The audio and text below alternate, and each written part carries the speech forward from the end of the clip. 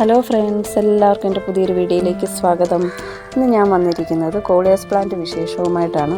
എന്നും എൻ്റെ കൃഷി വീഡിയോ ഒക്കെ കാണുന്ന നിങ്ങൾക്കൊരു ചേഞ്ച് ആയിക്കോട്ടെ. അപ്പോൾ വീഡിയോ കണ്ടാലോ? എല്ലാവരുടെയും വീട്ടിൽ കോളിയാസ് പ്ലാന്റിൻ്റെ ഒരു വെറൈറ്റി എങ്കിലും കാണാതെ പോകുമല്ലോ.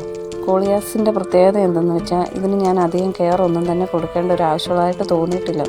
ആകെയുള്ളത് ഇടയ്ക്ക് ഇലകളിൽ ഉണ്ടാകുന്ന ഒരു പുഴുക്കേടാണ്.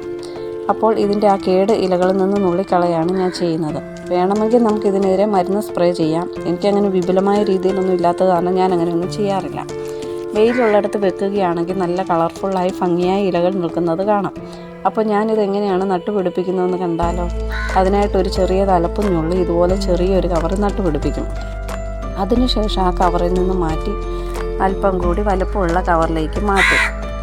എന്നിട്ട് ഇതുപോലെ വെച്ച് പിടിപ്പിക്കും. വെച്ച് പിടിപ്പിച്ചതിന് ശേഷം നമുക്ക് അല്പം കൂടി മണ്ണിട്ട് കൊടുക്കാം. ആദ്യം വെച്ച കവർ നമുക്ക് വീണ്ടും റീയൂസ് ചെയ്യാനും പറ്റും. അപ്പോൾ ഞാൻ ഇങ്ങനെയാണ് കോളിയാസ് പ്ലാന്റ് എല്ലാം നട്ടുപിടിപ്പിക്കുന്നത്. ഇങ്ങനെ നട്ട ചെടികളാണ് എൻ്റെ മുറ്റത്ത് നിൽക്കുന്ന ചെടികളെല്ലാം. ഞാൻ ഒത്തിരി കളർ വെറൈറ്റി ഒന്നും എൻ്റെ കയ്യിലില്ല, കുറച്ചേ ഉള്ളൂ. നമ്മുടെ പ്ലാന്റ് ആയുസ് തീരുന്നതിന് മുമ്പ് തന്നെ നമ്മളെപ്പോഴും അടുത്ത പ്ലാന്റ് നട്ട് പിടിപ്പിക്കേണ്ടതാണ്. ഇല്ലെങ്കിൽ ആ കളർ നമ്മുടെ കയ്യിൽ നിന്ന് നമുക്ക് നഷ്ടമായി പോകും. അങ്ങനെ ഒരുപാട് കളർ വെറൈറ്റീസ് എനിക്ക് നഷ്ടമായിട്ടുണ്ട്. ഇങ്ങനെ നട്ട ചെടികളാണ് ഈ നിൽക്കുന്നതൊക്കെ. ഇതുപോലെ ഇങ്ങനെ പൊക്കം വെക്കാതെ നിർത്തുവാണെങ്കിൽ അതായിരിക്കും ഒന്നുകൂടെ ഭംഗി. പൊക്കം വെക്കാതെ ഇരിക്കാനായിട്ട് ഇതിൻ്റെ തലപ്പ് എപ്പോഴും നുള്ളി കൊടുക്കുകയാണെങ്കിൽ അത് കൂടുതൽ ബുഷിയായിട്ട് വളരും.